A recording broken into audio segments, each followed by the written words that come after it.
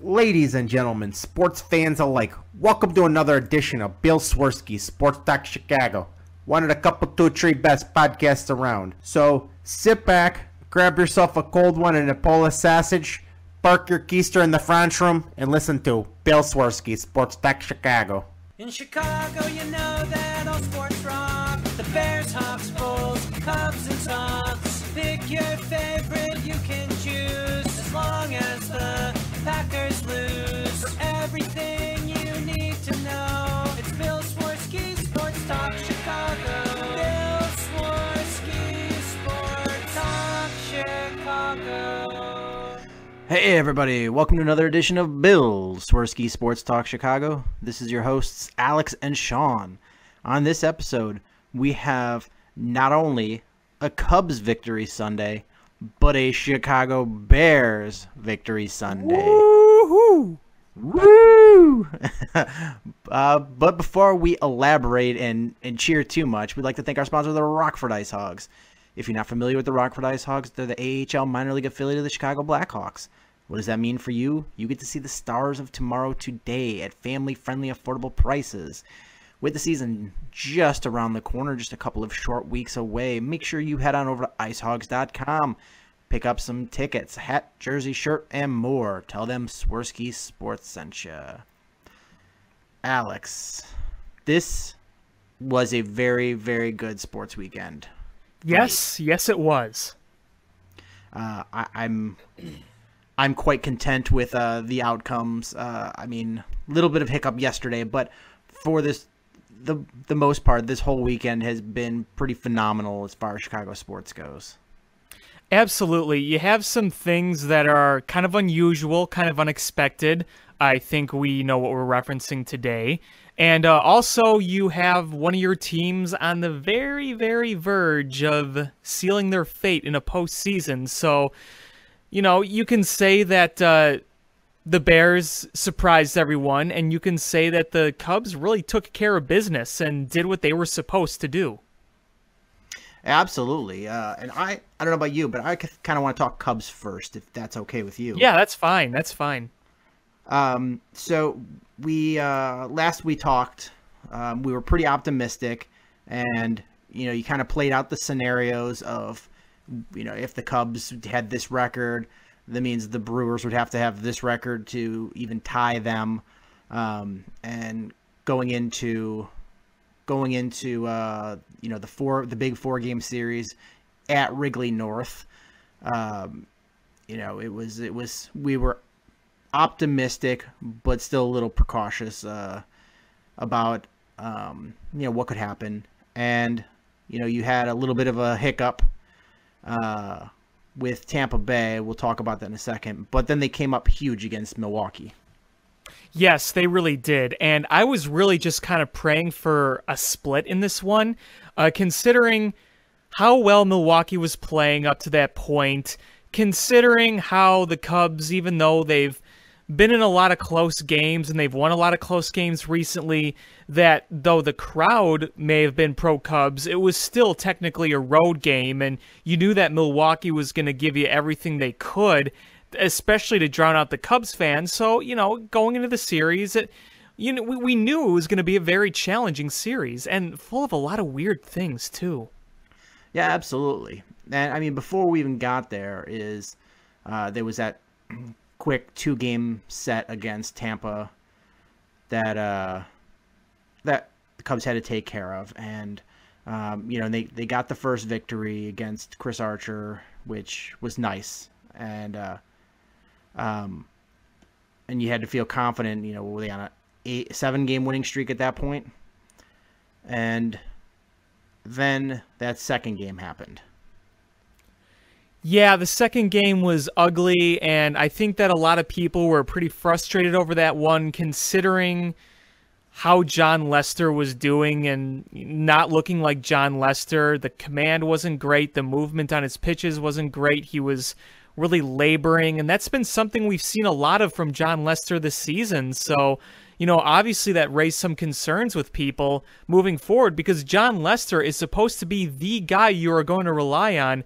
He's supposed to be he's basically supposed to be one of your most trusted players on that entire team. So, you know, it wasn't as much of a panic move for the Cubs' sake in terms of contention, but it was a concern considering that your top asset, or one of your top assets, has not looked good. Yeah, absolutely. And it's not like this is a one-off incident. For the most part, since he's come back from injury, he hasn't looked good at all. No, and you know, that raises the question for me. And I know they said that he's not hurting, that they think he's fine, but I don't know. I may be convinced that there's something we don't know and that he's not 100% healthy. John Lester's too good to kind of falter over this kind of time. And, you know, people will say, oh, but he's 33. And I'm thinking, yeah, 33 is not young, but that's not overly old either. I mean, you got to remember the guy was a Cy Young contender last year and another hero in the postseason. Just this sudden dip, I don't think it's just all of a sudden, oh, he's 33, he's bad now. I think there's something physically not right. Yeah, absolutely. And I mean, it could be something as simple as blisters, because I know that Chris Bosio has referenced quite a few times, without naming specific players, that the Cubs have struggled a lot with blisters this year. Yeah. He's blaming it on the new baseballs. Which is interesting. I mean, I guess it's... I mean, I'm not saying that's what it is, but hopefully that's all it is something as simple as blisters. But... Well, I worry a bit more about that lat muscle. That's probably the more likely suspect. Because he's just not getting movement on pitches, and he's having to work so hard. And we've been used to having an inning or two here and there that he's really labors through, but it seems like every game it's, for the most part, he's just struggling the entire game since he's come back from injury. And, even when he's not giving up a lot of hits, he is really laboring to put guys away, like full counts every time, foul ball after foul ball, whereas last year you saw him put away guys as efficiently as possible. You're just not seeing that this year. Yeah, absolutely. And he's a guy that's going to challenge every player at every spot. And you just wonder, at some point, does he have to start doing what Jake Arrieta has done and transition from having to strike everybody out to just letting guys get weak contact? I mean, are we at that point yet that we have to start having that discussion? Or is this just an injury that he feels well enough to pitch, but not at 100%? Yeah, and I just recently wrote an article for one of my news organizations, and right now I'm taking the approach of I'm not going to worry about him. I think that he is going to figure this out, and I do not think this is the beginning of the end yet. I just think he's been through so much, he's so good, and every time he's battled issues, he's overcome them. So I have every confidence that he will. Now, maybe he won't overcome it this year, but in terms of the future, I think he'll be okay. And, if he doesn't overcome it this year, then maybe it's a whole thing of saying he needs an offseason to get fully healthy again, and then he'll overcome it. It's hard for me to say, but, that's how I feel. I can't give up on a guy like John Lester. The guy is a winner, and he has overcome so much in his career, and he's one of the best lefties of our generation and one of the best postseason pitchers ever. I just think it would be foolish to just give up on him. Yeah, I don't give up on him at all. And I know there's a lot of people calling for him to be left off of the postseason roster. You can't do that. Yeah, but if I'm Joe Madden, or if I'm Jad or Theo, do I consider resting him for the rest of the regular season? That's a possibility. Yeah. I mean, there's not that many games left. Just skip his start. Let him. He is set to pitch tomorrow. Yeah, I I mean, that would mean he would have 2 more starts left in the regular season. I think you do have to start him tomorrow, considering how labored and stressed and overworked this Cubs pitching staff is. I just don't know who you'd substitute in because everyone's had to work so hard. True. And I should say this in the sense of with still meaningful games left, because the magic number is down to 2, but they still have to officially clinch. Once they officially clinch, throw in Sang. Who cares? If you clinch, you clinch. When the Cubs should obviously clinch, they have nothing else to play for after that. You know, the Nationals are going to finish with a better record. They're not going to catch anyone else for seeding or home field or whatever. Once they clinch, they have nothing else to gain. Yeah, I mean, I even consider pitching Sang tomorrow because your magic number is down to 2. And if you think about it like this, I mean, I know not clinched until it's clinched, but here's the reality is if the Cardinals go 7-0 for the rest of the season, finish out undefeated, the Cubs would only have to win 1 more game for them to have a tie. So, it would be nice to just clinch it tomorrow, but... Well, they technically can't clinch tomorrow. Are the Brewers off? Yes. Oh, okay. So if they win tomorrow, the magic number would just go to 1. Yeah, but then it would be... that would mean everybody else would have to... That means the Brewers have to go 6-0, and the Cardinals would have to win out the rest of the season and the Cubs have to lose every other game to tie. So I don't know. I don't consider tomorrow that important. No, it really isn't. If you think there's benefit to resting John Lester for this next week or so, you definitely do it. You give him that rest because this division is all but clinched. Yeah, I mean, it would take something so unbelievably historic to not clinch. It's nearly impossible. And that's what this weekend did. They pretty much sealed the deal here. Obviously I hate saying that, but I mean, the magic number's 2 with 7 left? 7 games left, and 4 of them are against the team that's in second place. And look, if you win 1 game against the Cardinals' hopes for being in the playoffs, not the playoffs, the division, are gone. They can still win the wild card, but there's no way they'd win the division. They just got to win 1 more. Yeah. So that's a lot of pressure to put on the Cardinals. It's at home. It's in St. Louis, so they've got all that pressure from their fans being there. And the fact that they basically have to sweep a 4-game series against the Cubs, it's not probable. And I mean, if you're the Cubs, if you throw Lester out there and he has another miserable game, that breathes life into the Cardinals that they beat John Lester. If they beat a minor league pitcher that's just up on the expanded September roster, I mean, they take the cheering and the win, but I don't think that breathes any extra life into them as beating up on John Lester. That's my philosophy.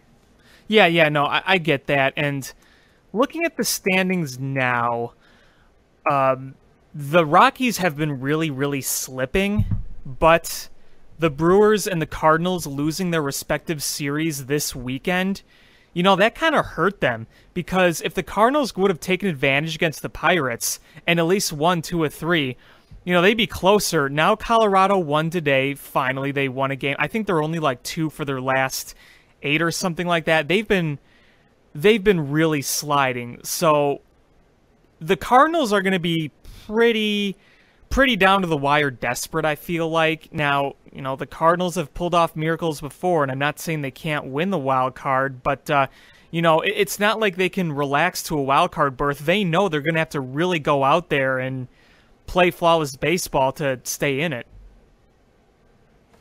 Oh, yeah. I mean, the Brewers and the Cardinals know that if if they are to make the playoffs, it's going to take just a absolutely phenomenal finish. Yeah. Looking at the wild card race as it stands right now, like I said, Colorado just beat the Padres. They are up 2 on Milwaukee and 2.5 on St. Louis, and that makes Colorado, their magic number is 5, and the Diamondbacks just clinched a playoff spot, and they clinched home field in the wild card game. So, like I said, the magic number for Colorado is 5. If Colorado wins a few more games and the Cubs beat St. Louis 1 or 2 games, then, I mean, their chances are pretty much gone. Not completely gone, but it would be really, really hard. And, of course, as I say that, watch the Cardinals go on some big run, but you get the idea. It's going to be really hard for them to get into this, even though they are only 2.5 out. Yeah, but the thing with the Cardinals is their schedule for the rest of the season is brutal. 4 against the Cubs, 3 against the Brewers, and even not only are those 2 good teams, it's 2 division teams, which makes it just so much harder to to take advantage of those. The Brewers have the much better chances. They've already gotten beat up by the Cubs, and they get 3 against Cincinnati and 3 against St. Louis to finish it up. So, but I just, I don't see a sweep in a Brewers Cardinals series at the end of the, to finish the season. So it's more or less going to be them beating each other up and giving the advantage to Colorado for that wild card spot. Right, exactly. Now, my goal is to have this division wrapped up by Wednesday. I think that's pretty reasonable. Because let's say, you win one of the games the next 3 days, Wednesday included. So you have tomorrow, Tuesday, Wednesday. If you win one of those games, and if the Reds beat the Brewers one of those 2 days, which, maybe they do, maybe they don't, I think it's very possible. Or if you just have the Cubs win 2 of the first 3, or at least 2 out of the first 3, then, hopefully by Wednesday they're popping champagne. But that is kind of my goal. As long, just wrap it up by Wednesday. Take the rest of the games to kind of relax your guys, make out your postseason roster, and get all that stuff. It's probably not very likely. I mean, it's still possible, but I don't really want to wait to clinch on that last series against the Reds at home. I want it to be all wrapped up by then. I mean, it's hard to imagine that they're not going to wrap this up against the Cardinals. I mean, the magic number is down to 2, and I know Lester's tomorrow, and it's a coin toss of what you're going to get, but then you get Arrieta the next day and Lackey. So I mean, that's a really good shot of winning it, bare minimum 1, and then the Brewers. I feel like they'll lose at least 1 there in Cincinnati. Yeah, I could see that as well. And here's the thing about the Brewers: they have an off day tomorrow, but their bullpen has been really, really worked this past week. I mean, Craig Counsell has basically treated these games like postseason games, if you've noticed. You mean DJ Qualls? Yeah, exactly. Oh my! Until this series, I never realized how extraordinarily skinny and awkward Craig Counsell is. I know, and it's weird because just a few years ago he was still playing.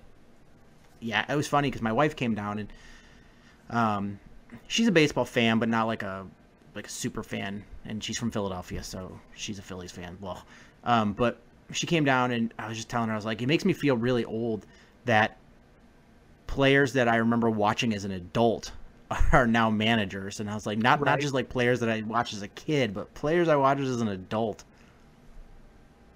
Yeah, I mean, it's interesting when you say that because I'm a lot younger than you, but I'm gonna get there eventually, and I'm already seeing guys turn into coaches that I watched as a kid, and Craig Counsell being one of them. Or you see guys like remember when Raul Ibanez was a player coach on Kansas City 2 years ago? It's like, man, I remember when that guy was mashing it, and now he's getting into like the coaching aspect of the game. So it makes you feel old, but it is fun to see. Yeah, I mean, I'm just looking back. It's like Joe Girardi. I remember him as a rookie. I remember Mike Scioscia playing. I remember Craig Counsell playing. I remember Davey Martinez playing. It's like I remember all these players playing. I could go back and like look at my baseball cards, and I'm like, yeah, I remember opening a pack of cards and be like, awesome, I got a Davey Martinez. You know who one of my friends on Twitter just met the other day at some field somewhere? Derek Lee.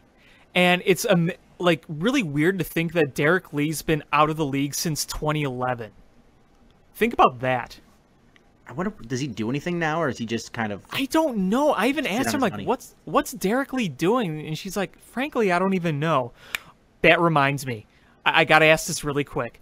Did you see Alfonso Soriano at the Rays-Cubs game? No. He is jacked. Really? He's huge. He looks like he can lift up an entire semi-truck. That's crazy. It's always weird to me when a player looks just absolutely completely different after they stop playing. I mean, Sammy Sosa has done it in a weird way. Yeah, he doesn't look good. Yeah, and there's just some guys that just look really different when they stop playing. I we brought up Alan Faneca last week in a different way, but it's just, seeing guys when they stop playing. I'm curious to see. I don't know if you remember Kevin Mitchell. Yes. I'm curious to see if he ballooned up to like 400 pounds. I'd have to look. He was a big man in baseball back before there was any big men in baseball, and I know he struggled with weight playing. So when there's no incentive to be in shape. Yeah, that what was I gonna say? Yeah, it's kind of funny because who was it that I saw that looked really different? It was I think it was an ex-Cub. I want to say it was who was it? Oh, do you remember Mickey Morandini? Oh, absolutely. Maybe it was just the picture, but like he looks really old. He's a base coach now in the minors, but actually no, I think he's the Phillies base coach now. I think he was promoted, but the picture I saw, and maybe it was a bad picture, but he just looks really old, and it's like he didn't play that long ago. Yeah, it's always weird to see how time affects these certain guys. Man, I mean, it's always interesting to see these things, especially when it's a guy that's not in the limelight anymore. Right. And you got to see this picture of Alfonso Soriano. I mean, when I saw it, I was like, holy smokes, man. Hey, you know what? He stayed in shape at least. Yeah, good for him. I mean, I was always wondering what he was up to in life after baseball, and my assumption is that he's got plenty of money to be at least comfortable for a while. Oh, yeah, he's got so much money. I mean, even just the money he made from the Cubs. Yeah, because that was one of the biggest contracts in baseball at the time, wasn't it? Yeah, and you know what's funny is a lot of people still just beat him up, and I mean, he was by far the Cubs' best player during that time period. It's, did he earn that money? I don't know, but he was definitely a good player for the Cubs. It's not like they got a bust. Well, the one thing that I say about the whole Soriano thing and just that era in general of Jim Hendry, a lot of people give Jim Hendry a lot of crap, and I did at the time too, but I really didn't realize like how he was basically told to do that kind of stuff by ownership. They wanted him to go out, spend all the money, get as many good players as possible so that they could win, so that they could up their value, so that they could sell the team at the highest value. So, Jim Hendry, he was doing what he was basically told to do. And you knew he wanted to win. It's not like he was doing it to screw the team over or have some convoluted theory that's way out there. He wanted to win, and, you know, he did that through signing a lot of big free agent guys to a lot of money. And, you know, back then it wasn't as huge of a deal to have a top farm system like it is now. So I gave Hendry crap at the time, but I do realize kind of what the circumstances were. Though I do feel like he was kind of overstayed when Ricketts took over. I think that when he took over, it was probably time to, you know, give him the boot, but everything worked out in the end. Yeah, and I never have. I mean, my thing with Hendry is, did he do the best of jobs? No, but I mean, we did have playoff teams under his watch, and you know, based on stories that people have written or told about him during that time period, is he absolutely cared about winning. Absolutely, he wanted to win. He did. And that's always the thing, is sometimes you get these guys and you're just like, I don't understand what they're doing. It doesn't seem like they even care about winning. And like Phil Emery, I always felt like he just wanted to prove that he was smarter than everyone else rather than he cared about winning. Right. And but Jim Hendry cared about winning, and he wanted the Cubs to win, and he did his best. And you know, was it good enough? No, but I mean, he did his best. He at least fielded some competitive teams over the years. Yeah, and as a fan, if you know, sometimes it's fun to see them. You know, even if you're not winning, to see, oh man, they just signed the biggest free agent, because when in the off season, you know, that's a moral victory there, when you're like, oh, you know, we needed a right fielder, so we go out and sign the best right fielder there is.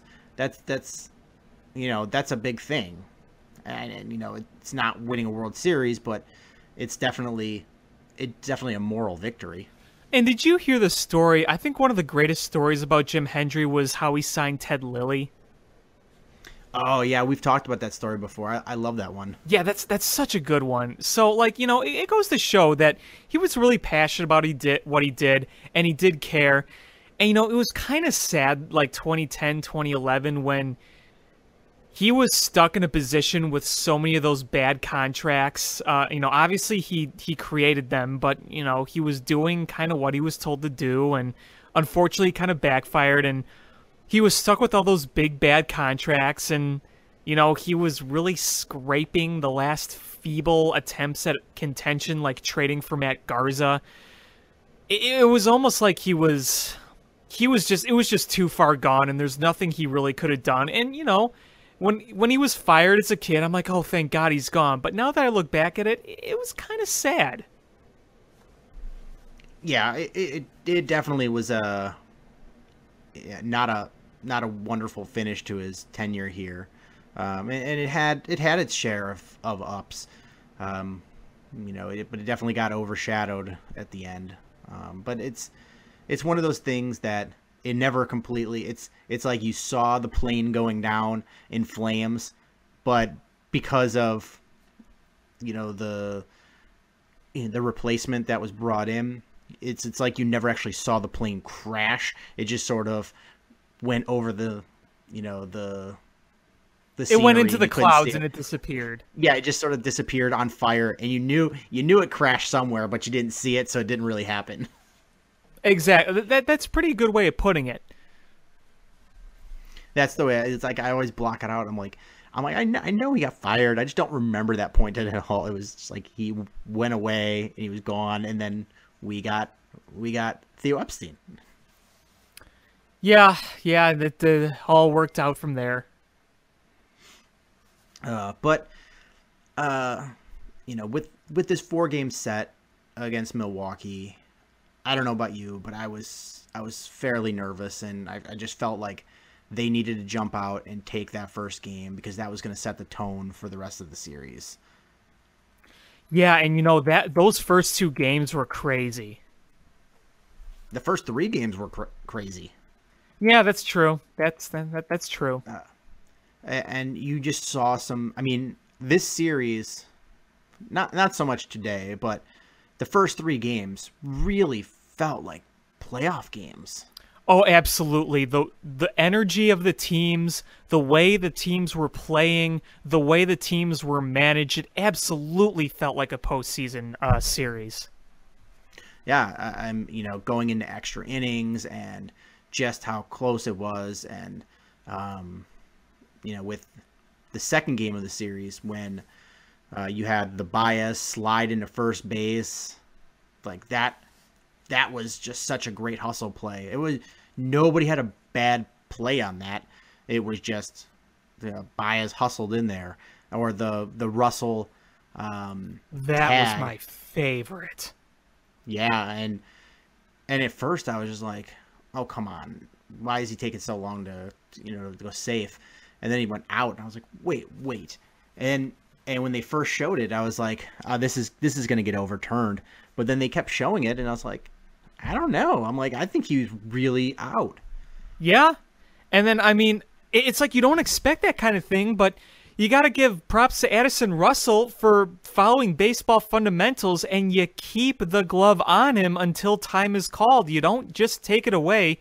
You keep it on him. That's the difference between contending teams and non-contending teams when you do the little small things like that, because they can lead to victories. Yeah, I mean, that's really the huge difference between last year and this year. Is last year they were just so fundamentally sound, and people will be like, well, they got a lot of breaks go their way. And the thing is, if you have a good sound base, is things do tend to go your way because you're doing them the right way. They turn out correctly, and they turn out the way they're supposed to. It's when you play sloppy, you play loose, that's when things don't turn out. Right, exactly. And it's the fact that they didn't give up when it was crunch time or when it was down to the wire. The Cubs in the first game, they could have lost that game twice with one pitch. They were one strike away from losing. Baez singled up the middle, a la NLDS 2016 Game 4.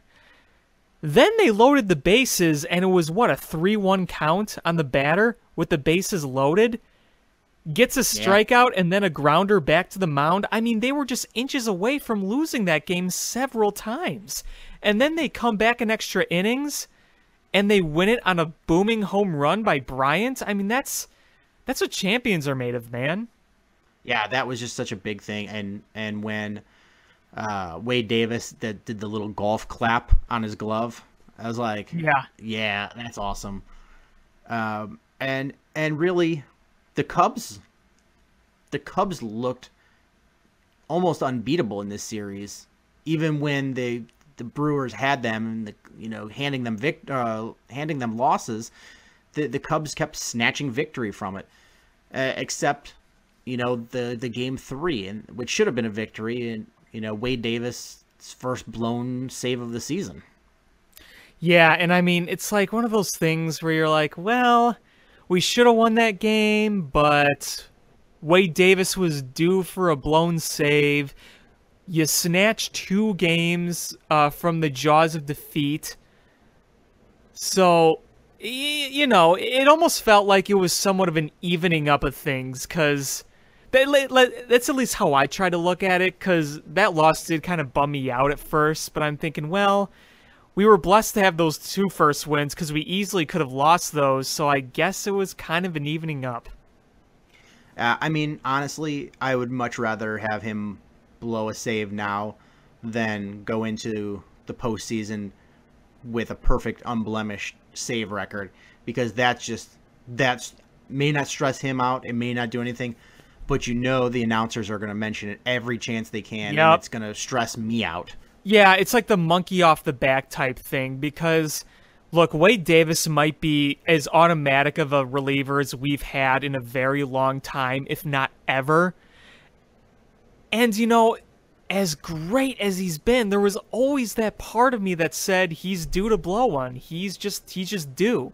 So luckily that kind of gets taken off, and you're just like, okay, he's been pretty much perfect except for one game, and you don't have to worry about the he's due, really. So it wasn't the end of the world. And plus, the Cardinals did lose that night, so the magic number still did go down despite the loss.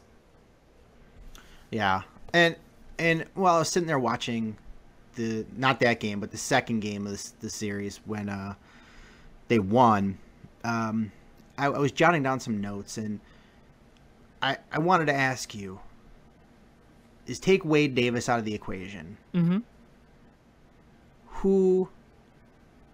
Who is your most trusted pitcher out of the bullpen, not including Wade Davis? I actually might have to go with either Montgomery or Pedro Strop. Because you look at what Pedro Strop has done for the most part, despite some of his epic meltdowns, he's been pretty good. Mike Montgomery has been very reliable except for a few bad outings. But let's look at everyone else. Rondon, the pinnacle of up and down, and hurt now. Carl Edwards Jr. would probably be there for a while, but you saw him go through a really bad stretch. And though I think he's going to be a very great pitcher in the future and that he has just some nasty stuff, there are times you just don't know which Carl Edwards is going to show up. So, that's a little iffy there.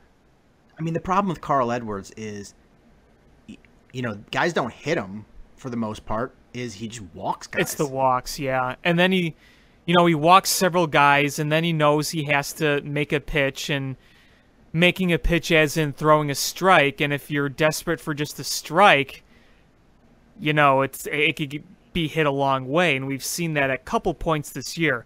I mean, overall, he's been fantastic. He's got some really nasty stuff, but, if he walks the first guy, he doesn't have it. And when he doesn't have it, it gets really ugly. Yeah, I mean, honestly, before this series, I probably would have said Brian Dunsing. He's been fantastic this year.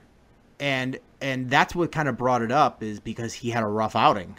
And I was like, and then that's what kind of prompted the question, is like, who do you trust the most in like high leverage situations? And, this is one thing that we got to know going into the postseason, where people say, fix this with this person, fix this with that person. At the end of the day, this is who we got. This is your bullpen. You're going to have to trust them to make things work. But, yeah, I mean, I'm totally with you. There's a lot of questions and kind of trust here. Because, okay, let's see, who else? Felix Pena, he's not going to be on the playoff roster. Tseng's not going to be on the playoff roster. I mean... Justin Wilson. Yeah, that's the other big thing. I mean, he's a good pitcher. He's got phenomenal stuff. But for some reason, since coming to the Cubs, his command is nowhere to be found. Pitched good the last time out, but the way he's been, I don't know if you can trust him this year. I hate to say it because I know he's a good reliever and he's got good stuff, but it has not been pretty. Yeah, I mean, I've heard a lot of rumblings of fans saying that he should be left off the postseason roster as well, but who are you going to replace him with? Yeah, I mean, he's going to make it. It's the nice thing about the Cubs potentially wrapping this up in the next couple of days is, you give the opportunity for Justin Wilson to get some innings that aren't high leverage to build his confidence. Yeah, exactly. That's kind of why I want this whole thing wrapped up as soon as possible, because not only can you get your guys rest, but you can do a little trial here, trial there. Hey, Wilson, pitch in this inning. Dunsing, pitch in this inning. Let's see what works so we know kind of what to do in the postseason here, because, last year, let's face it, the bullpen was Aroldis Chapman last year. Let's face it. So they're going to need to be a lot more. Yeah, I mean, so they're going to have to. Joe's going to have to go to a lot more guys in a lot more different situations going forward. I mean, that's just the reality of it. So it would be a great time to kind of take the time to do that if you've already clinched and the wins don't really matter. That's when you can do it. So it's going to be interesting to see how they handle it. And, you know, you ask the question, who would you rely on the most? You know, it's not an easy answer. It's really not. I mean, obviously, Wade Davis is the answer, but if you took Wade Davis out of the equation, that's a really tough thing to answer. And you can't just rely on Wade Davis. That's not possible. Yeah, I mean, Wade Davis has been great, but you're not going to, you're not going to put him in for, 6 outs, 5 outs every time out. No, not at all. He's been absolutely phenomenal, but he's mortal, and he's not a spring chicken. When you look at Andrew Miller's a different kind of pitcher, and he's got like a rubber arm. Like, he can go out there and pitch, 4 innings of relief. And even so, we saw him get tired in the World Series, Every pitcher's got absolutely. his limits. But Wade Davis is not that type of pitcher. But is Joe Madden. If the Cubs are going to go far in this postseason, he's going to have to rely on some other people, and some guys are going to have to come up big. Yep, that's just the reality of it. Brian Dunsing. And, I'm not that worried about Brian Dunsing. I'm not that worried about Carl Edwards. I'm not worried about Wade Davis. Agreed. I'm not worried about Mike Montgomery. It's going to be Justin Wilson and Pedro Strop. Right, and we're saying this as Pedro Strop has had an overall pretty good year, but we've seen some situations. One day he's absolutely dominant, and then the next day things kind of, the wheels kind of fall off with him. So, I think there's the right to question there, even though he has looked pretty good overall. And I don't think you're going to see much Hector Rondon in the postseason unless it's kind of like mop-up duty. The combination of his inconsistency and his injuries, you're probably not going to turn to him as much as you will, say, a guy like Pedro Strop or Dunsing or Edwards or Davis. So keep that in mind as well. There's a lot of circumstances for different guys. You're going to have to rely on Davis to close out games. You know that in the setup situation, you're probably going to go to an Edwards or a Dunsing or a Montgomery, or you use Montgomery in long relief, one of the two. So, that's all things you have to keep in mind. All right, how would you set up the rotation? Okay, so, going off of what you just said, I think I would definitely agree of having Kyle Hendricks at home and having Jake Arrieta go first. The way he's pitched in the second half, even the other night on a limited pitch count, did pretty good. And, looks like he's got his command back in control. And with the way John Lester has been lately, I think you would have to go Arrieta first and Kyle Hendricks at home. Now, where I get into kind of the debate here is the 2 and the 4. John Lester should be a guy you trust more than anyone in the postseason. But if he's not really right, do you maybe put him more towards the bottom? But then you also ask, as good as Quintana has been lately, he's never pitched in the postseason. So, maybe I would probably lean a little towards what you just said. Maybe I'd consider Quintana second and Lester 4 if things don't, look any improved over the remaining of Lester's season. And depending on how the Cubs may feel on him. But, yeah, I definitely agree. I'd put Arrieta first and Hendricks third. In this specific, because they're playing Washington, right. I think with Washington's struggles historically in the postseason, you put Arrieta out there because if you can strike a dagger right off the bat in game 1, I think you're gonna make them start questioning themselves, which is really what you want.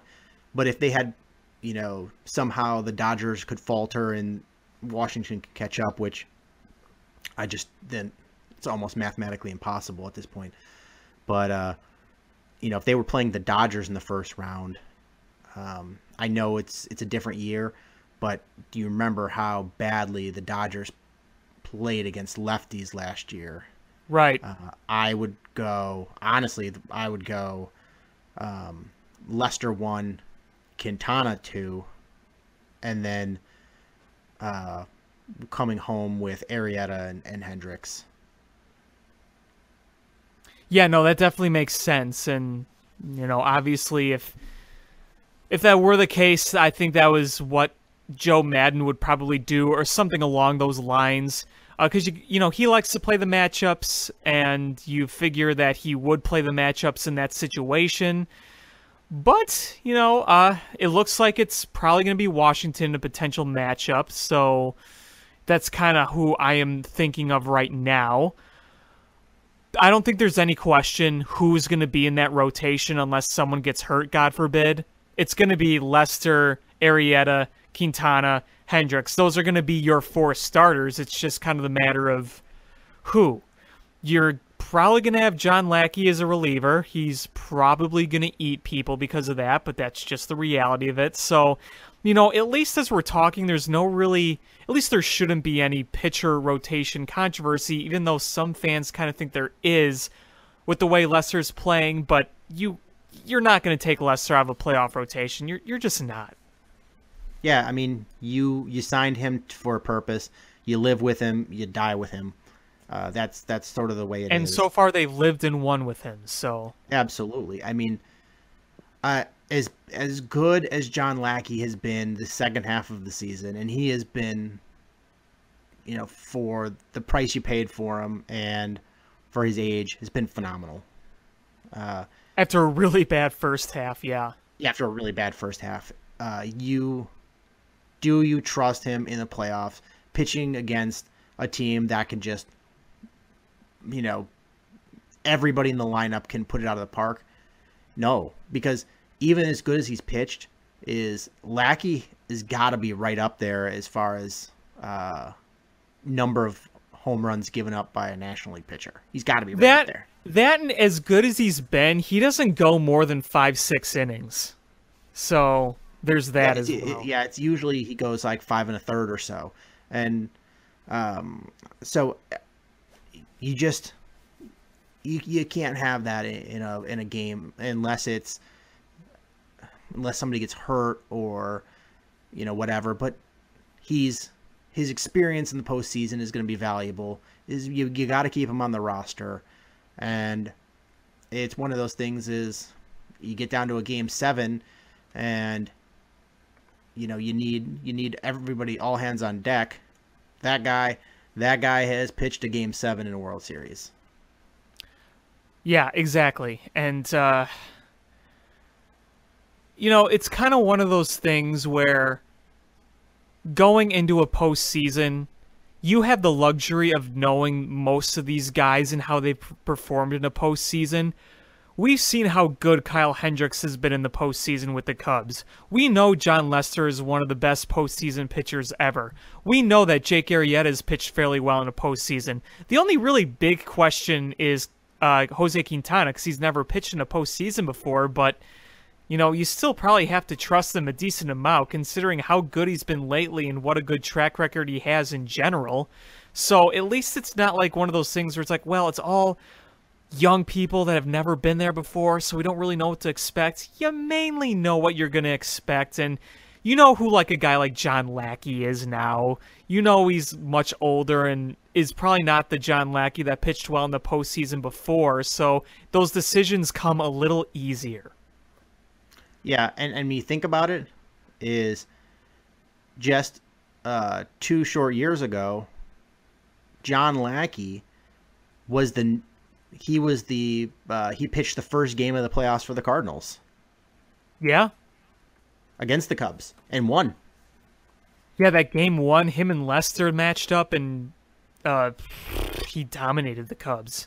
He absolutely dominated the Cubs, and that was 2 years ago. So, having a guy like that that's in your bullpen. I know.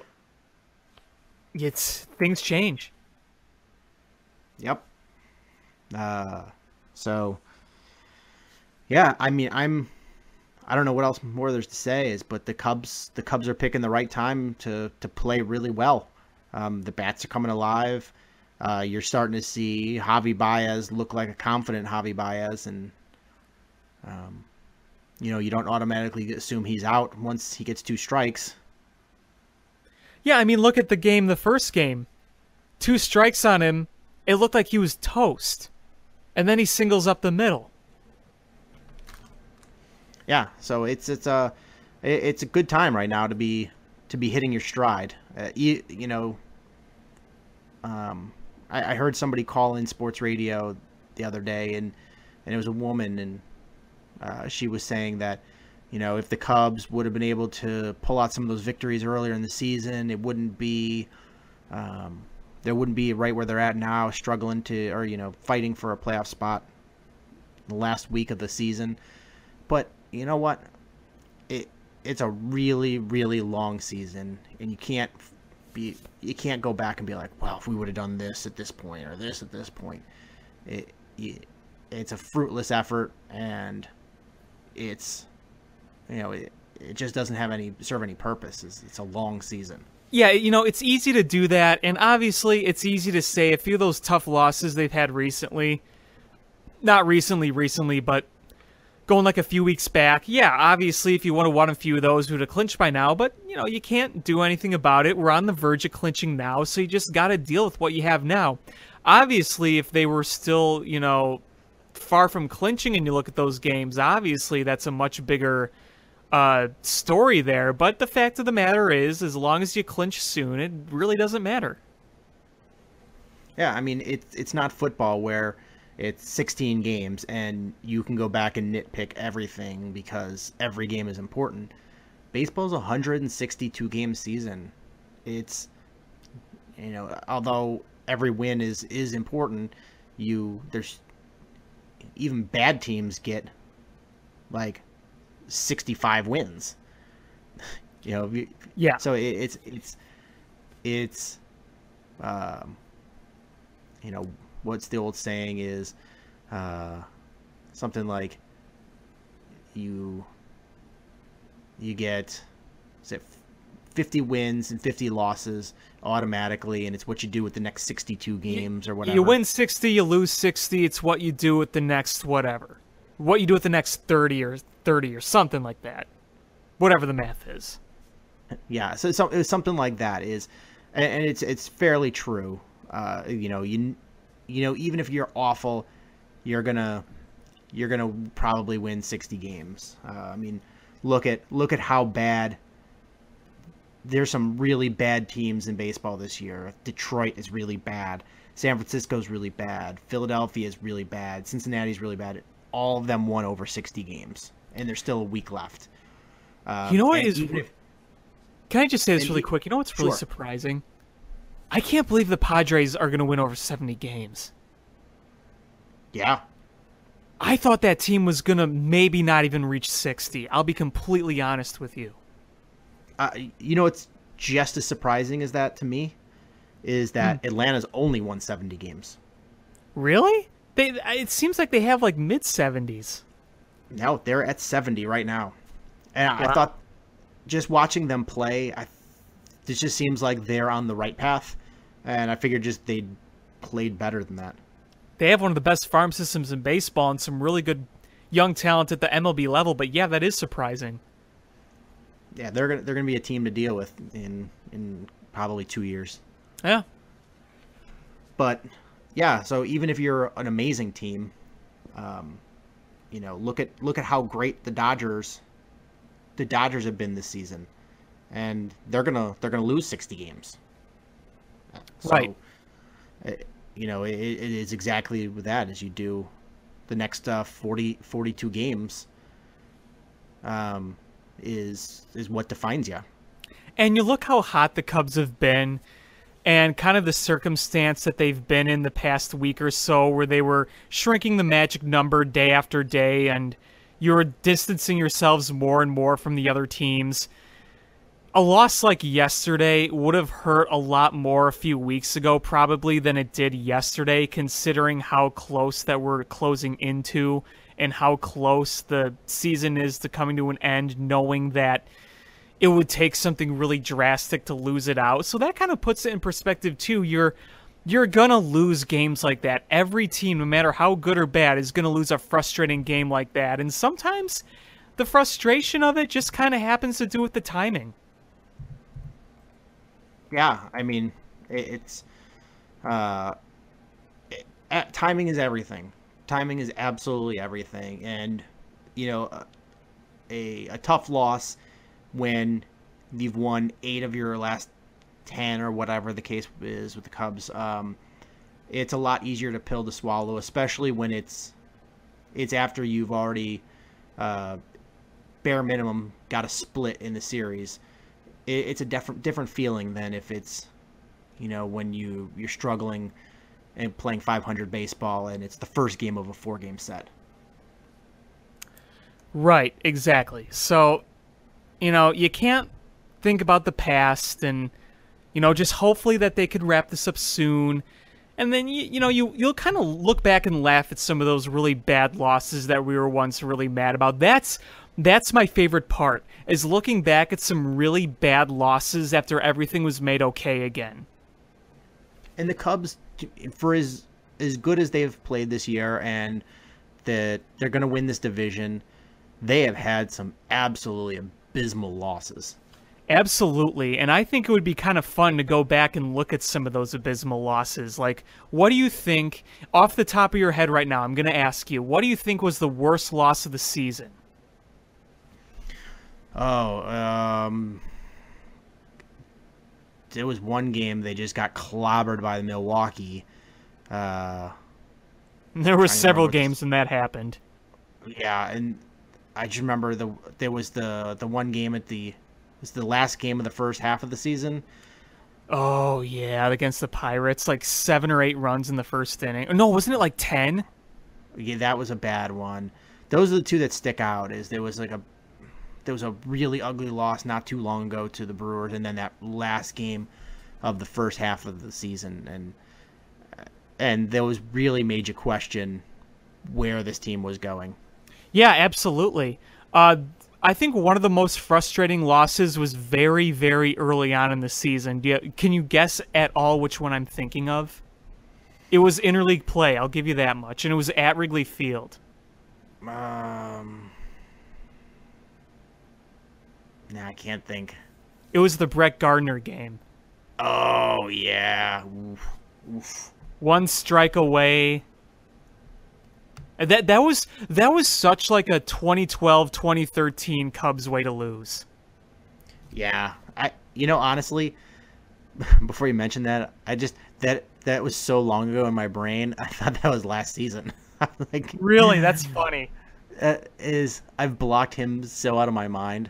Did you see the clip of him the other day sitting in the dugout, ripping up his hat? I did, yes. What a weirdo. Yeah, he is kind of a strange guy. Yeah, I mean, I would have loved to have been a fly on the wall when he first came into the Cubs clubhouse and what they thought of him. Yeah. Because he's definitely had some bad blood with the Cubs over time. Brett Gardner has?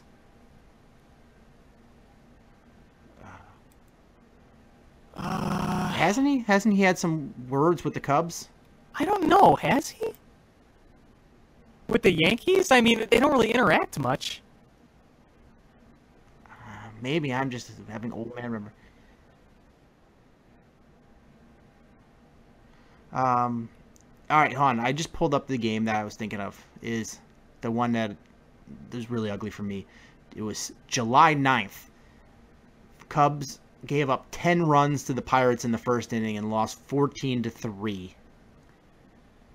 Yeah, that was John Lester. That was another John Lester start, wasn't it? Yeah, that was a John Lester, and John Lester went 2/3 of an inning and got pulled, and he in 2/3 of an inning gave up 6 hits, 10 runs, 4 earned runs, 3 walks, no strikeouts, and 2 home runs.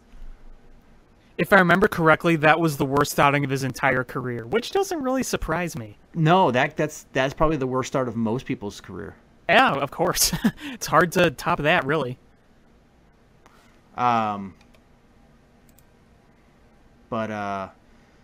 so, I mean, Cubs, at this point, they've got 2 series left. They've got the 4-game set starting tomorrow against St. Louis, and then followed up with 3 games against Cincinnati. No days off left in the regular season.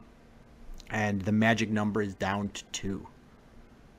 Yep, let's hope this gets wrapped up pretty quickly here and that they can spray a bit more champagne again.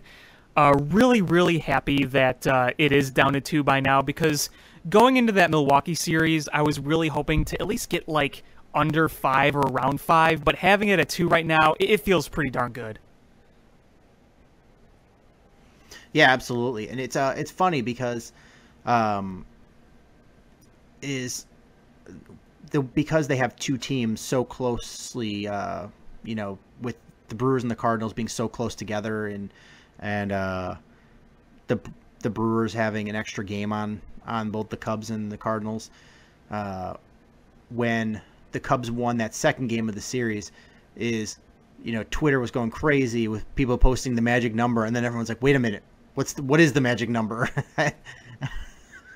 Yes, I know. That's the funniest thing. And there were times we thought it was lower than it actually was, and I'm like, hate to remind you guys, but it's actually 5, not 4. I'm a nerd, and I built like this Excel calculator that you just put in the scores of the games, or the tallies of the games, and it automatically calculates out Cubs record and what it takes to eliminate the other teams and the magic number. So I put that in there, and I was like, wait a minute, all these people are posting 4. I'm like, I don't think they realize that the Cardinals caught up. Right, exactly. But yeah, so hopefully by the time we talk next week, the Cubs, unless we have some sort of absolute face planting, we'll be talking about their playoff matchup against the Nationals. Yep. That would be really nice. Hopefully I'll be able to watch a game where they clinch, a potential clincher. Because most of these games are at night, right? Coming up. I believe so. I don't think, other than because the next 4 are in St. Louis, so those will all be night games. The only one Friday will be a night. The only one I can think of that maybe next weekend might be day games. Okay, well, hopefully we'll have it wrapped up by then. So. Oh yeah. Let's see the Cubs schedule. Night game.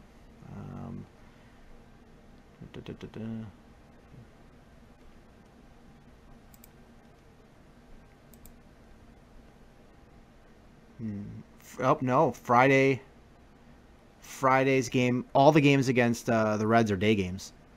Even Friday. Okay. Friday's a 1:20. Duh. Yeah, it's they at don't home. play Friday. Yeah, they at home. They don't play Friday night games. Except against the Brewers. Yeah, so it's a 1:20 game. Saturday's a 3:05 game, and Sunday's a 2:20 game. So I should say that all the Cardinals games are going to be night games. Yeah, they're all. And they're weird times too. So tomorrow and Tuesday are 7:15. Wednesday is 7:08. Okay. And Thursday is 6:15. Okay then. All right. So they're all night games, but yeah. So let's hope they can get it done Tuesday. That would be really nice. And you know what the Joe Madden Cubs have yet to do? Clinch with a win. They've always clinched because someone else loses. I hate clinching with a backdoor. It's so clinch. lame. I hate it. I mean, you know what? It's still a clinch, but it's totally anticlimactic. Well, I remember last year the Cubs needed just one more win, and of course, obviously, it was like in early September, so there was like all the time in the world, and they were up like 18 games.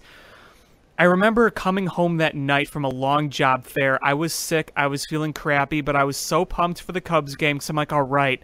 Because, back last year, the Brewers were terrible, and all we had to do was beat the Brewers to win the division. So I'm like, all right, I'm going to sit, watch the game. Wrigley's going to be jacked. The Cubs go out to an early lead, so I'm like, all right, let's get the champagne on the ice, and then Scooter Gennett ruins everything. But the Cubs did clinch later that night when the Cardinals lost. It just wasn't the same. Yeah, but you know what? In the end, a win is True. a win. Yep. And I mean, the only time a backdoor clinch is climactic is when it's like the last game of the season, Right. And it's like your magic number's 1 and you lose that game, and then you're just waiting for your second place team to play. That's the only time it's climactic. The rest of the time you're just like, meh. Remember, that was the Hawks in 2011 on the last day of the season. Remember they needed Dallas to lose to get into the playoffs? It was kind of like that. Yeah, though that's exciting, but that so rarely happens. Right, exactly. Yeah, and one last thing I want to say about baseball, before we go on to the Bears, is just American League. I've been watching a few more American League games lately, just to see who's hot and how people are playing. And the Yankees are a really good team, and Yes, they are. And I feel bad just because the way the playoff matchups are is, once they beat the Twins in the wild card, is they're just going to get mowed down by the Indians, when in reality, I think they could beat Houston or Boston. Yeah, I definitely think that in the American League right now, the last team I'd want to see are the Indians. But yeah, I definitely agree with that. And sometimes that's just how it plays out. And I mean, hey, look how good the 2015 Cubs were. They had to go through a coin flip wild card game, and they had to go through St. Louis. And they did get through those two. So, yeah, I mean, I know exactly what you mean. Yeah, but the thing is if you're not good enough to beat everybody, then that's just the way it works. I think for the Cubs right now, it's a crappy draw to get either the Dodgers or the Nationals, but I think the Cubs are good enough to beat either team, and that's the difference. If you got to be able to be good enough to beat anybody that comes through your path. Right, exactly. But let's switch gears. For the first time this year, we get to talk Bears victory. Don't take it for granted, because it's not going to happen much. So let's enjoy every second of it. Well, what do you mean? We play the 49ers and the Browns still. Okay, so that's what, 2 more out of how many? Yeah, I mean, so my cousin's kid had a birthday party today, and every year she has it right during a Bears game. Mm-hmm. And it's so infuriating. And so I on the way down, I was listening to the game on the radio, and I was just like, I came home and I watched the recording of it, but I'm just like, is Mike Glennon going to throw a pass ever? And this was, so don't get me wrong, the Bears won today and it felt good, and they did a lot of good things in this game. But if this didn't just cement that Mike Glennon shouldn't be the starting quarterback, I don't know what will. Oh, I think you just summed it up perfectly right there. I mean, the guy continued to be a statue. His throws looked awful. The few throws he made, he was almost picked off more than he was because of those awful throws that were basically in the ground. I mean, yeah, it was all because of the running backs and the defense. I just wrote a recap for Blasting News on the game, and I said they won behind the defense and the running backs because Mike Glennon didn't really do anything huge in this game except throw to Adam Shaheen in the end zone, who literally had no one around him on the 1 yard line. Yeah, because they'd run like the previous 400 plays. Nobody expected it. Mike Glennon completed 15 of 22 passes for 101 yards. And if you look at that, you're like, okay, that's not very good. But to make it even more ridiculous is, do you know how many passes he completed to non-running backs? Like 0, 1, 3. 3. Three- That's still pretty bad. Is 1 to Zach Miller, 1 to Deontay Thompson, and 1 to Adam Shaheen. Oh, so you were counting tight ends. I'm sorry. I thought you were just counting wide receivers. Oh, if you're just counting wide receivers, it's 1. It was Right. 1. Yeah. And if you look of the Bears' 304 total yards of offense, 289 of them were accounted for by running backs. Yep. Mm-hmm. And wasn't it like 202 were on the ground, so rushing just in general? 220 were on the ground. 220, So, okay. yeah, and Jordan Howard had 26 yards receiving, Cohen had 24 yards receiving, and Benny Cunningham had 23 yards receiving. Okay, so there you go. Yeah. And I mean, it's sad to think that had the officials correctly called that play, and where Tariq Cohen ran for that touchdown, and they said he stepped out of bounds, which I don't think he did. Which he didn't. He absolutely did not. Yeah, we'll get to that more later. But if they had correctly let that play stand, 2 running backs would have rushed for more yards than Mike Glennon threw for. Yeah, I mean, what does that tell you? And also, there was an attempt for Mike Glennon to rush. Any other quarterback probably gets a first down, but Mike Glennon literally could barely move, and he rushed like 4 yards until he got, tackled. But he's so slow. He's plodding, like he's just lumbering. He has no sense of backside pressure. He has no ability to move in the pocket. It's once he takes his eyes off of one receiver, he's never going back to them. He's going to lock onto receivers. His placement of balls is he's always late. I mean, he's a bad quarterback, and I don't understand that why Mitch Trubisky couldn't have done this exact same thing. If you're only just going to hand off, why couldn't Mitch Trubisky have done this? Yeah, I asked the same thing too.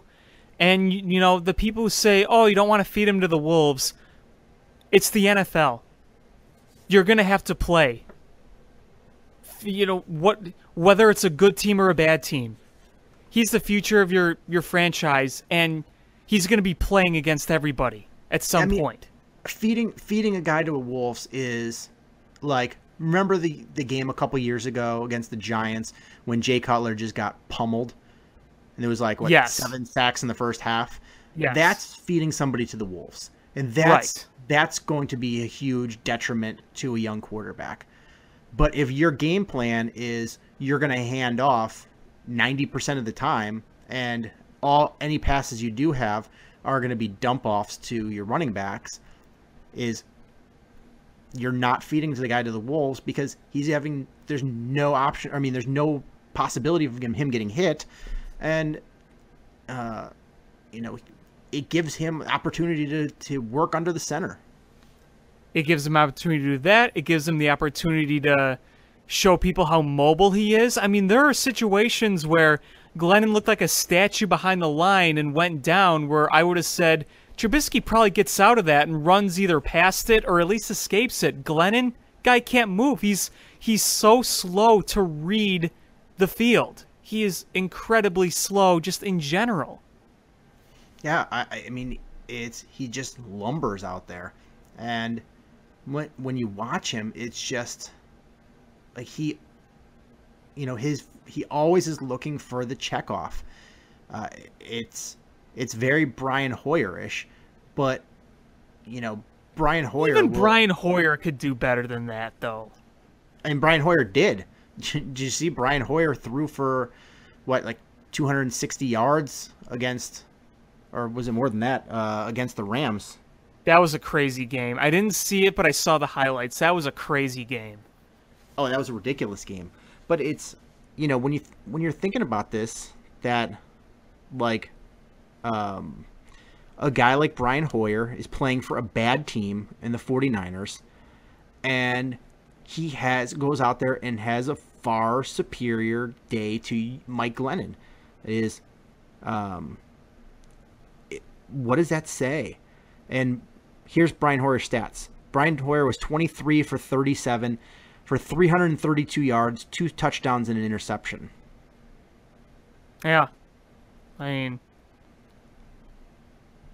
mean, it's and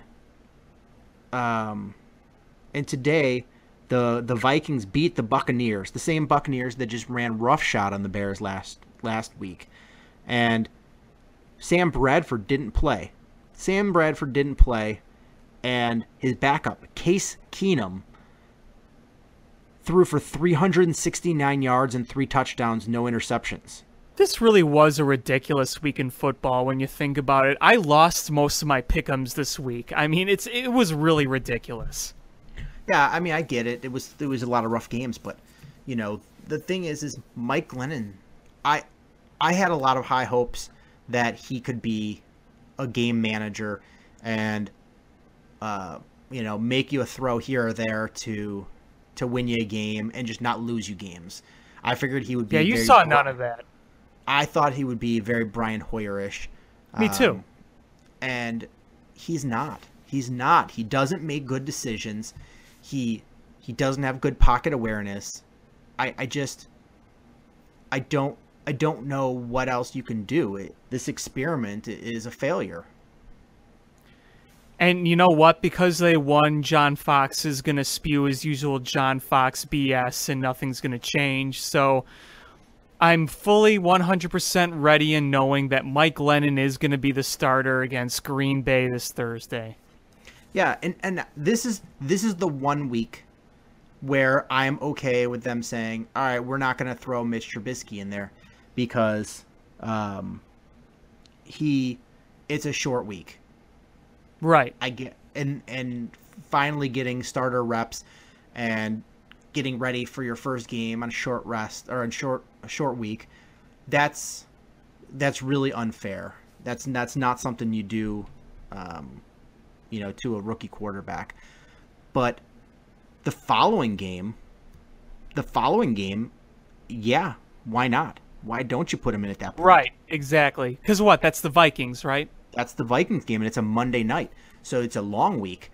So you have an extra, 3 days, or, the Friday, Saturday, Sunday, Monday. Yeah, so you get an extra 3 days to work. That's like the most opportune time unless you're going to wait for the bye. Yeah, I know. That's kind of what people are saying, too. Like, around those weeks is when it should happen. But, right now I don't see it happening. So, yeah. And, last week, so week 1 against Atlanta, I thought the Bears played well and had a good game plan, and there was a player execution that cost them the losses. But last week was just it was abysmal on all fronts. I thought coaching was bad. I thought playing was bad. And this week, I can really respect what Dow Loggins did for his game plan. Is he said, listen, we got away from the run last week. We didn't do the things we are good at, and we relied on Mike Glennon, and Mike Glennon just stunk it up. So they ran the ball, and they ran effectively, and they put the running backs in position to do the things they do. They ran the correct run plays for Jordan Howard. They ran the correct run plays for Tariq Cohen. You're talking about this week, right? Yeah, this week. Last week was bad, but this week they came in. Yes, and they to follow Lovey's old saying, is we got off the bus running. That they did this week. And also, someone pointed this out. I think it was Nick Shepkowski on the score. Having Kyle Long back is really, really important for that, and it showed. Yeah, and you hopefully next week you'll have Josh Sitton back. Yeah, if you can get your 2 Pro Bowl guards back and healthy, that's pretty big. And move Cody Whitehair back to center. Where he's supposed to be, right. Is suddenly, yeah, you've got a pretty formidable offensive line. And I have a feeling that Josh Sitton, because they said that he was day-to-day with the rib injury, and he's going to be playing against the Packers. You feel like he's going to want to be motivated to play against them. Yeah, exactly. I believe so as well. But yeah, I mean, like Shepkowski was saying, when you have those guys on your line, when you have 2 Pro Bowl guards on your line, and you're going to have to rely on making those kinds of plays when you got Mike Glennon, I mean, that's going to be really important to have, not only for the quarterback, but for the run game. And if you're going to use the run game a lot, you need those guys healthy too. It doesn't just benefit the quarterback, it benefits the whole offense, period. Yeah, and I mean, here's part of the thing that gets lost in the shuffle is when you're on passing downs and you're pass blocking, the offensive line is at a disadvantage. It's the defensive line is at the advantage. Right. But when it's a run play, the offensive line has the advantage. They know where the play is going. They know the block scheme that's going to happen. And it doesn't matter what the defense is planning to do, is the offense is they're going to use their physicality and punish them. And for the most part, is defensive linemen are smaller than offensive linemen. And when you keep running, by the end of the game, you really wear down those defensive linemen, because it's offensive linemen expend a ton less energy run blocking than they do pass blocking, and defensive linemen, they expend a lot of energy against the run because it's physically, they're getting physically imposing, bigger guys, smashing them. So by the Bears just establishing the run early, it really helped them out at the end of the game. Like that, in overtime, the Bears couldn't have gotten some of those runs that they did in overtime in the first or second quarter. Those were tired defensive linemen chasing down running backs, and by the end of the game, they were a little bit gassed. Oh, especially you saw in overtime the way they were just getting holes and exploding through them. It was pretty obvious.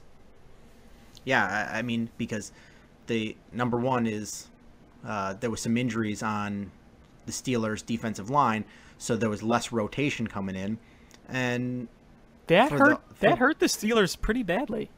Yeah, and with the Bears, one run Jordan Howard, one run Tariq Cohen, one run Benny Cunningham. You're rotating in running backs, and they've got much more fresh legs, and it showed later in the game. And that's really what you want to do, is you command the clock and you dominate at the line of scrimmage. And you have running backs who kind of, they have little different styles of play. You have Tariq Cohen, who's small and runs like crazy around. You have Jordan Howard, who kind of, powers through guys, and Benny Cunningham, who can, kind of be your secret third weapon there. So, you take that into account, and good things happened, and that's how the Bears won today. Offensively, I should say. You got to credit their defense, which I'm sure we'll talk about, but yeah, it's important. Yeah, absolutely. And here's the thing with guys that are like a Darren Sproles or Tariq Cohen, is when they're little guys like that, is they're behind guys that are like a foot or more taller than they are. You lose track of them. And what defensive linemen have to do is when they lose a guy in the shuffle, a guy like Jordan Howard, you're not really losing. You got to beat on him the whole time. But a littler guy like that, especially when he's that quick, is you sort of lose where he is, and you just have to maintain your gap responsibility, and that's how you have to be. You have to play very disciplined to beat them, and that's part of what Tampa did last week. Is they played really disciplined football, and they prevented him from having big plays. But with Pittsburgh, is they were trying to play him like the same way they would Jordan Howard, and they lost contain on him far too many times, and that just really set the tone for the Bears. Yep, that's all important things right now. Speaking of disciplined, can I just talk about the elephant in the room about this game? Go for it. We saw one of the most embarrassing blunders by a football player in the history of the game. And even though the Bears won, and I am ecstatic to see a win, I still cannot believe what happened. And you know exactly what I'm talking about. And I really wanted to talk about that as soon as possible because it really is one of the big elephants in the room in this game, and I feel like we need to get this out and really let it out. Yeah, so the play in question is at the end of the first half, the Steelers were going for a field goal to take the lead. Oh, no, sorry. It would have been 14-10 at that point. They were going for a field goal, and the Bears blocked it. And the ball literally, after it blocked, went straight into Marcus Cooper Sr.'s hands. Like, directly into his hands. And he saw nothing but daylight in the end zone.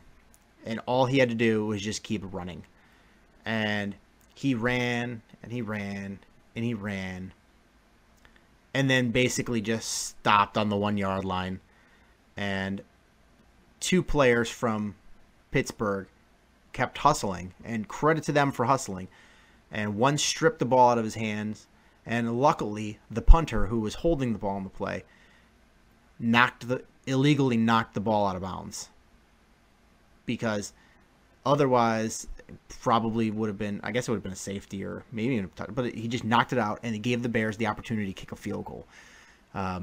But all he had to do was to keep running for another eighth of a second, and the Bears would have been up 21-7 at that point.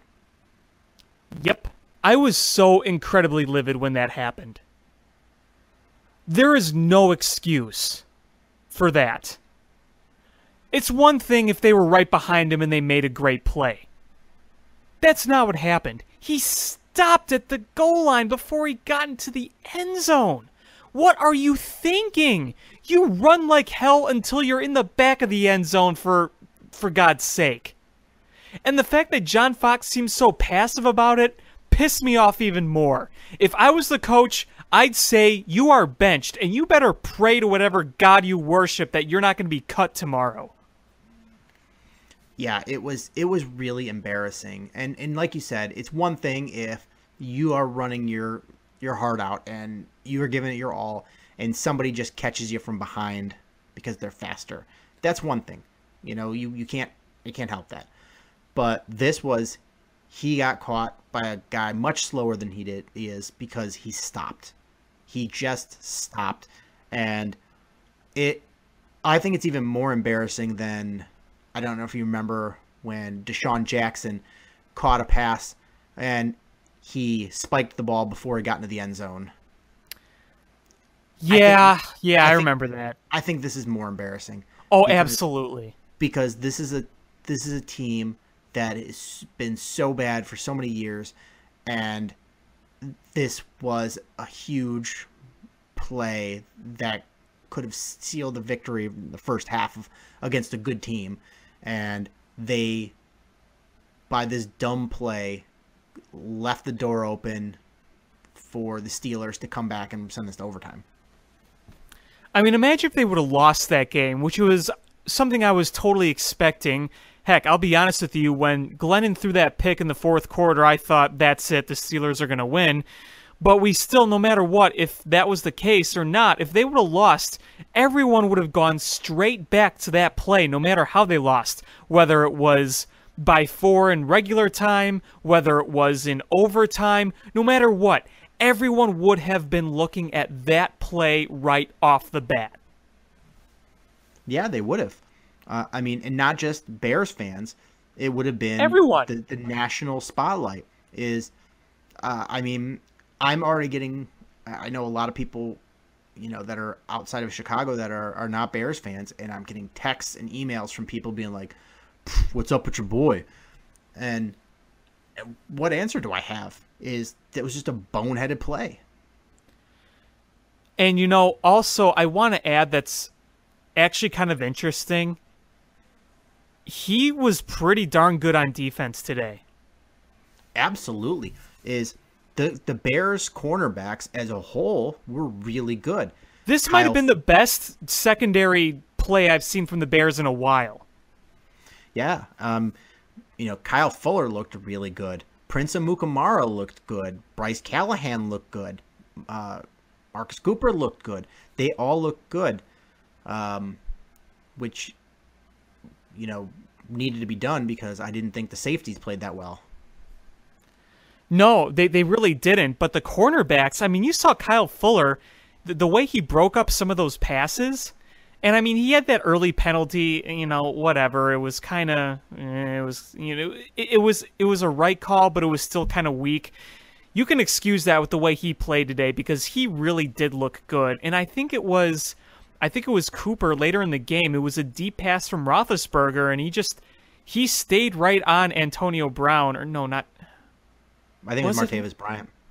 It was Martavis Bryant. And, he stayed right on him. And, how often have we seen Bears cornerbacks just get absolutely burned? But, they stayed on their guys.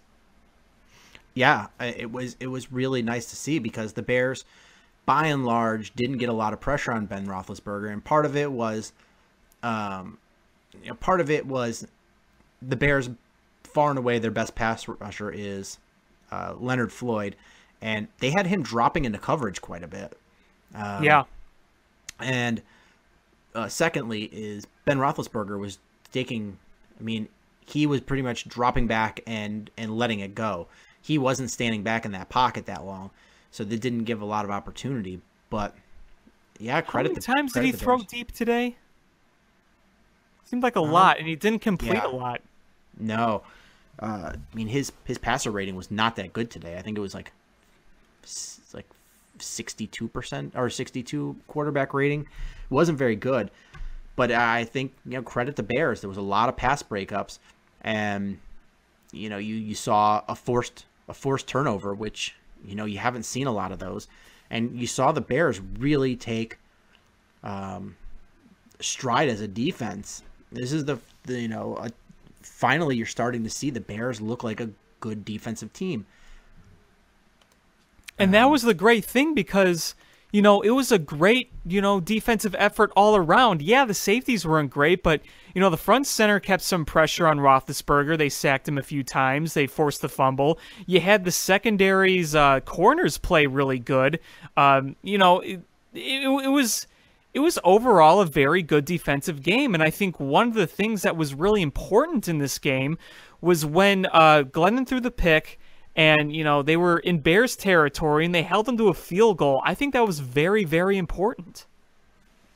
Yeah, it's funny because when you go back and look at the first play that the Steelers had on offense, is there was a blown coverage by the Bears. The safeties came in under jumped a route on the flat, and it left Marcus Cooper, who was supposed to have help over the top, one-on-one with Martavis Bryant, and because he thought he had help, he was a step behind, and if it would have been a better throw, that probably would have been a touchdown right off the bat. Right. But it was overthrown by, a foot, and that really changed the whole tone of the game for the Bears, because after that is they pretty much shut down the Steelers offense. And if you look, almost all of the Steelers' points were because of turnovers. There was the interception by Mike Glennon, and then there was the fumble, which very controversial fumble, which wasn't which wasn't really a fumble. That they got their points on. Other than that, is right. The Bears really shut down the Steelers. They did, and it was really great to see. And I'm sitting there watching our cornerbacks do things. I'm like, wow, this is so refreshing. We haven't seen this in a while. Yeah, and part of it is, some of the points I brought up last week is they didn't keep plays in front of them, and when they made contact with a runner, they were allowing yards after contact, both to running backs and to wide receivers, and that was a huge problem for the defense last week, and it's something they shored up this week. Is they kept all the plays in front of them, so if a wide receiver did catch the ball, there was people coming downhill to hit him. Like there was one play where the tight end ended up catching a ball, and Kyle Fuller just laid him out, and the guy got no yards after the catch, and it ended up being short of a first down. And running backs, when Le'Veon Bell made contact, he was going down. He wasn't dragging a guy for an extra yard, 2 or 3. Yeah, it was good to see. And they didn't get any interceptions, but seeing them able to break up passes and swat them away and do it without getting flagged, I should say, the cornerbacks, because there were a few flags, but a lot of the flags that the Bears committed, which they committed a decent amount of penalties, a lot of that was on other things, while, the secondary just did a great job in coverage, and they did it legally. They were able to stay with their guy. They were able to swat the ball away or kind of screen him for making a good catch. So, keep that in mind, and it was just a lot of fun to watch. Yeah, and the referees were ready to throw a flag anytime anybody was covering Antonio Brown, because they wanted to throw a flag on anything, and Marcus Cooper, was the unfortunate recipient on some of those, but some of them were just so ticky-tacky, but for the most part, yeah, the Bears played really well, and they didn't hurt themselves with bad third down penalties. They gave up first downs for the most part. And another big thing was, we had mentioned last week, where in a dream scenario, you'd like your defensive tackles to lead the team in tackles, but the reasonable thing is you want your linebackers to lead the team in tackles, and it's bad if your safeties and corners lead your team in tackles.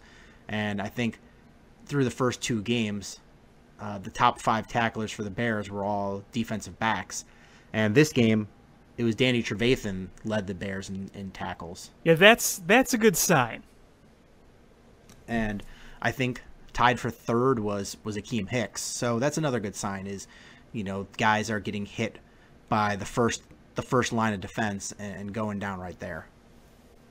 And I just want to say, isn't it so fun watching your team generate turnovers? Like that strip fumble of Roethlisberger, even though Connor Barth missed the field goal. That was great. And it was awesome seeing the special teams play pretty well. They miffed the punt. I think it was Eli Rogers on the Steelers miffed the punt. And then, they were right there to recover it. They did what they were supposed to do, because we've seen the Bears mess that up, or they try to pick it up and run. It's like they miffed the punt, they fall right on it, they recover, they score points.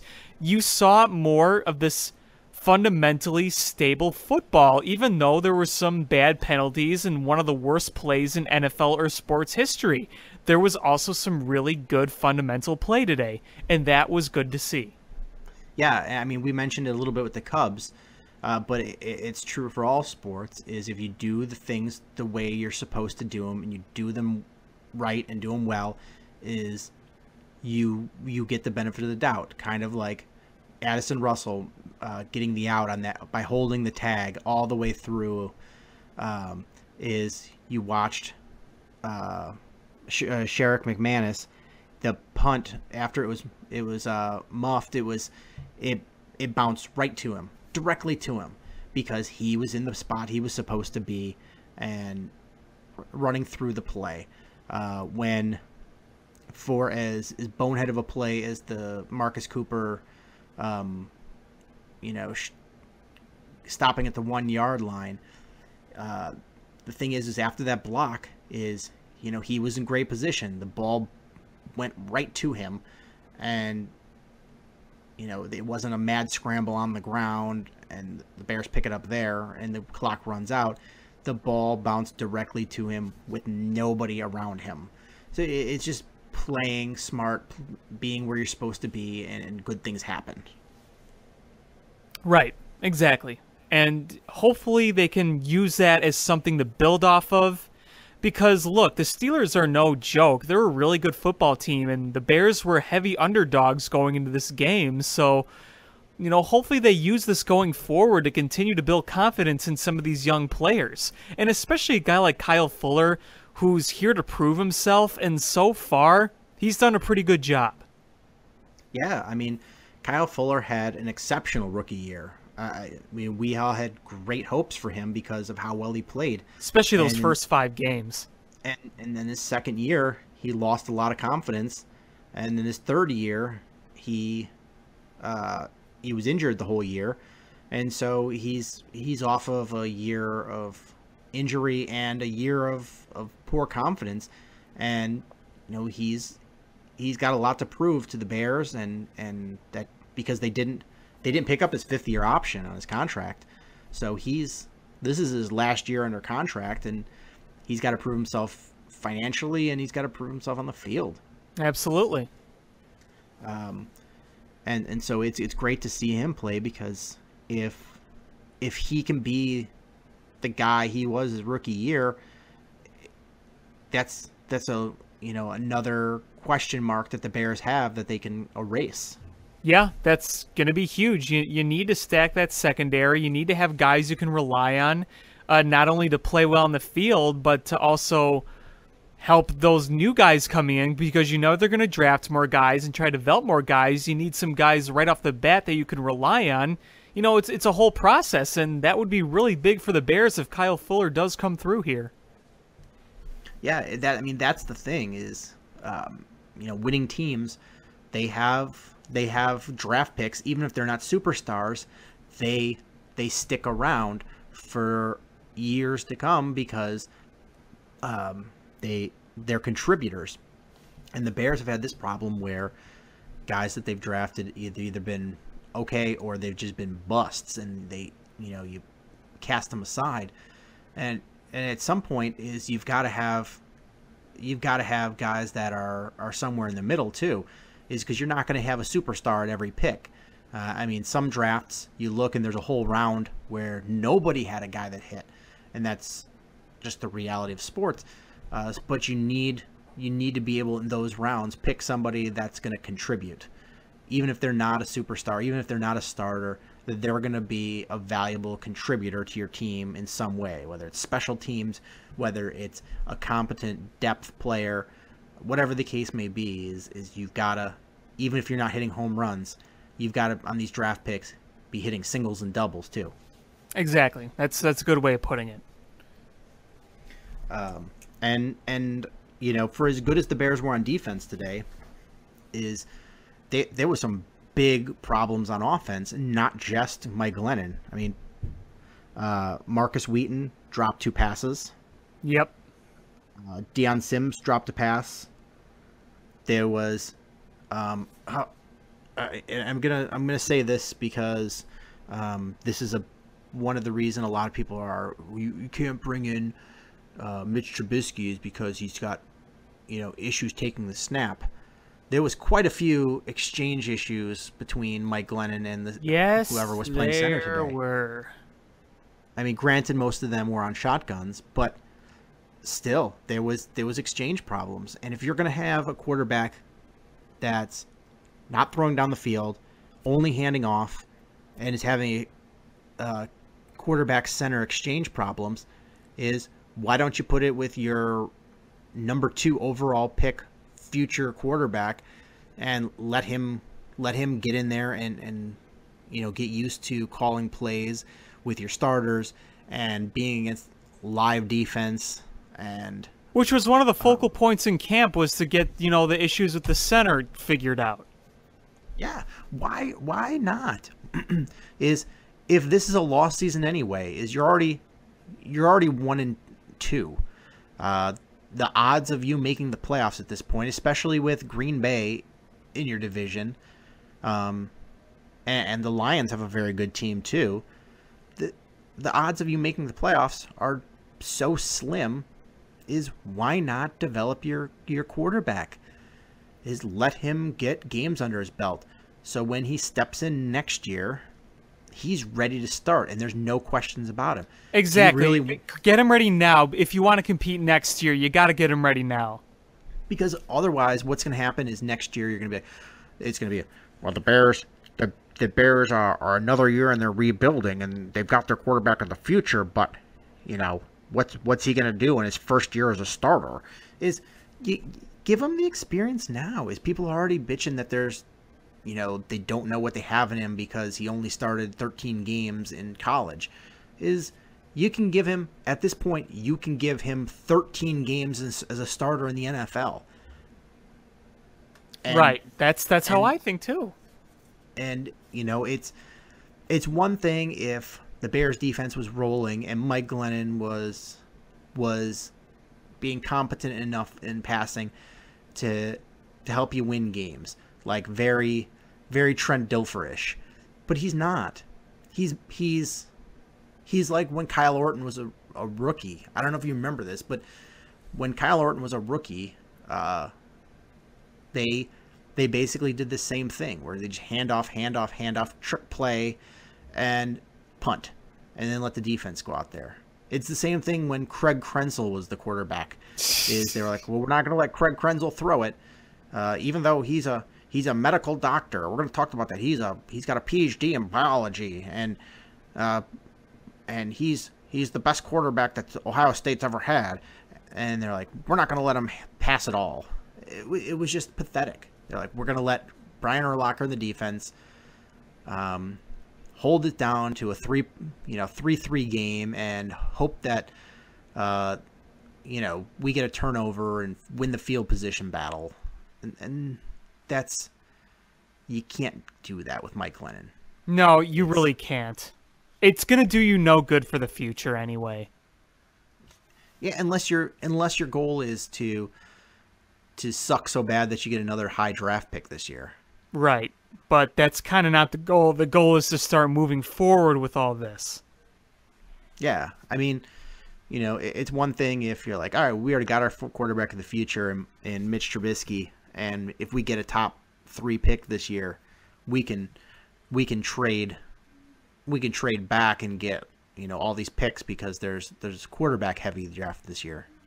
Like, I mean, if that's what your plan is, then it's a really awful plan for the fans. Yes, and it's a really is. awful plan for job security. But I don't know. I just don't know what other reason they're keeping Mike Glennon in, because clearly Ryan Pace and John Fox have eyes, and they have game film, so they know what they have in Mike Glennon. There's no mystery of what Mike Glennon is, and there's no way John Fox or Ryan Pace can convince us that he's anything different than what he is. Yeah, I mean, we had basically I think the Bears fans were in two camps. One, oh, this guy sucks, and he's a bum already before we even saw him. And then there was the other ones where we said he's probably a bum, but let's give him a chance and cross our fingers. I don't think there was anybody that was exactly. No, this guy is going to be good. But yeah, I mean, this was a nice win. There was definitely some things that need to be cleaned up, like Mike Glennon, and convincing the refs that players inbounds when he's inbounds and a knee is down is not a fumble.